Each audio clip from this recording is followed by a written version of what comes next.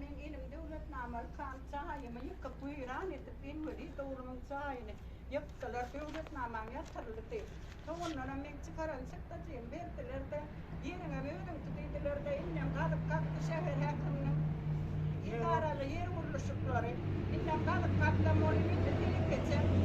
Oğlanlar mol benim oğlum biner vuruşup bizdeler bana adar verip men oturumda arkayın oturduğunu men şu ödümün bir tek kılat bilimim orada da oturumun ödüme gerektiğini düşünüyorlar.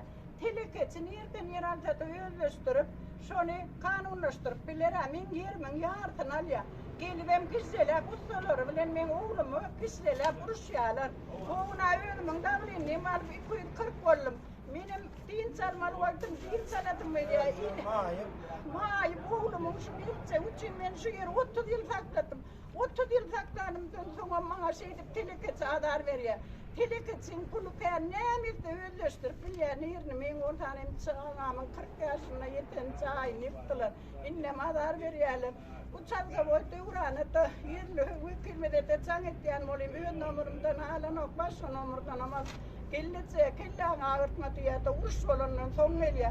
İkinci uçta da yine çan ettim on gelmedi olayım. Oğlan usta ziyara etip koyverdim enen yıkılım. Valide varam da ödüme verdim davalinim 240 oldu.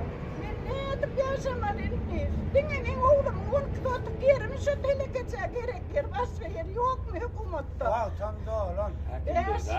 Beş hekimlik bana var aynı. Düğüne onu ölçep verdi tanır yolkadın hekimlik. Men var aynı aradığım hekimliğe karşılığım yok mu diye benden dil hatalık gittiler. İnnem şu ağırtlar halityalar. Halitya yetatana bana adar verip şular şutayıp getirecek oluyor.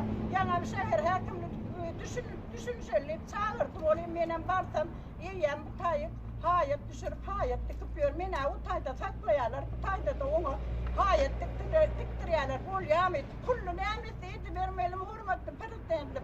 Men yalıyeti de kömü edecek yok mu? Hakkı ondanın kömü yok mu? Men öd yerim devlet namı, hukuklu kam gidin. Çaycalarına yıktılar hüküm.